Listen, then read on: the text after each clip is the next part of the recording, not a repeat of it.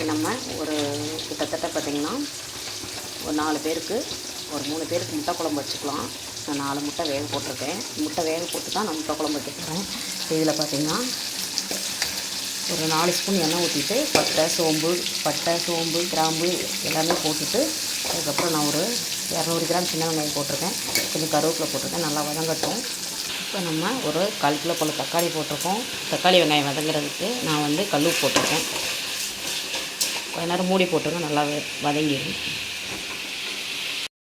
இப்போ முட்டை குழம்புக்கு தக்காளி வெங்காயம் நல்லாவே இதாகிடுச்சு, நல்லா வதங்கிடுச்சு. அதுக்கப்புறம் உப்பும் போட்டு வதக்கிட்டேன், மஞ்சத்தூள் போட்டாச்சு. இப்போ பார்த்திங்கன்னா நம்ம வீட்டில் அரைச்ச குழம்புத்தூள் போட்டிருக்கேன்.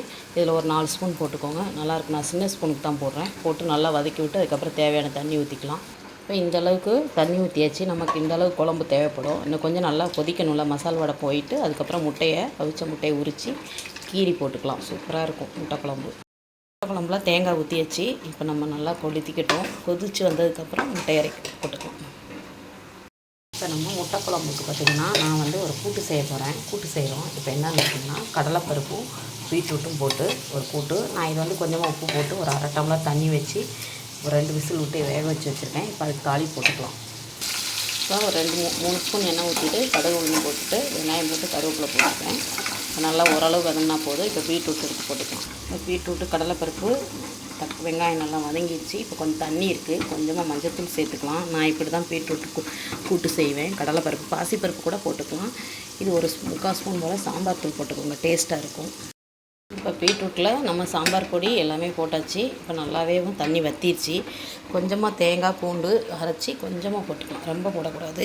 ரொம்ப போட்டிங்கன்னா ஏன்னா பீட்ரூட்டு நம்ம இனிப்பு, இது வந்து ஒரு கெட்டி கிடைக்கிறதுக்காக தான், டேஸ்ட் கிடைக்கிறதுக்காக தான். இப்போ இதில் நல்லா கொதிக்குது, இதில் ஊற்றிக்கலாம், முட்டை குழம்புக்கு ஊற்றிக்கலாம்.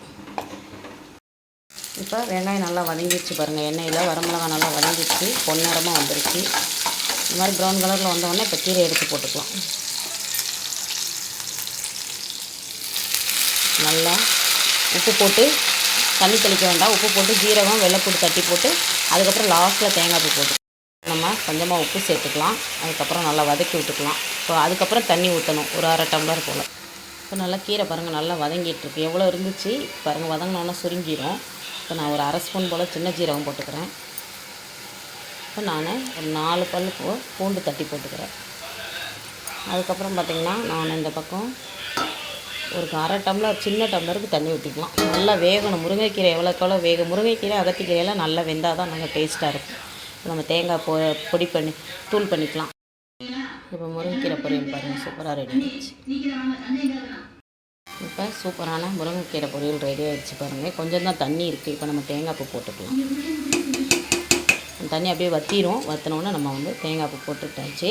இப்போ அப்படியே ஒரு கிளறி விட்டுட்டு அப்படியே மூடி வச்சுருங்க. ஆற விட்டு சாப்பிடுங்க. முருங்கைக்கீரை அகத்திக்கீரை கொஞ்சம் ஆற விட்டு சாப்பிட்டா நல்லது, எங்கள் அம்மா சொல்லுவாங்க. அதனால் நான் சொல்கிறேன், எதுவும் நினச்சிக்காதீங்க. இன்றைக்கி ரசம் பாருங்க நல்லா முறைக்கட்டி வந்துருச்சு. நல்லா கொதிக்க விட வேண்டாம், அப்படியே ஆஃப் பண்ணிடலாம். இன்றைக்கி ரசம் பாருங்க நல்லா முறைக்கட்டி வந்துருச்சு. நல்லா கொதிக்க விட வேண்டாம், அப்படியே ஆஃப் பண்ணிடலாம்.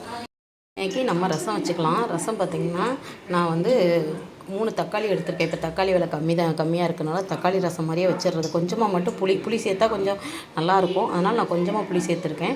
அப்புறம் புளியும் தக்காளி நல்லா கரைச்சிக்கிட்டு இதில் வந்து நான் மசாலா அரைச்சி போட்டிருக்கேன். என்னென்னு பார்த்திங்கன்னா பூண்டு ஜீரகம் மிளகு 2 பச்சை மிளகாய் கருவேப்பிலை போட்டு அரைச்சிருக்கேன். அரைச்சி தூள் பண்ணி போட்டேன். அதில் வந்து கொத்தமல்லி இலையும் சேர்த்து போட்டேன். உப்பு மட்டும் சேர்க்கலை. இப்போ வாங்க தாளிச்சிக்கிறலாம். ரசத்துக்கு எல்லாமே ரெடி பண்ணிட்டேன்.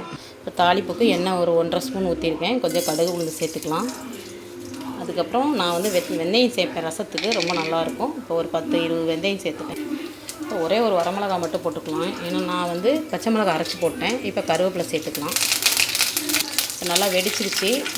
இப்போ ரசத்தில் பாருங்கள் நான் நல்லா வந்து மசாலா அரைச்சி போட்டுருக்கேன். இதை எடுத்து அப்படியே ஊற்றிக்கலாம், அவ்வளோதான், வேறு ஒன்றும் செய்ய வேண்டாம். இதில்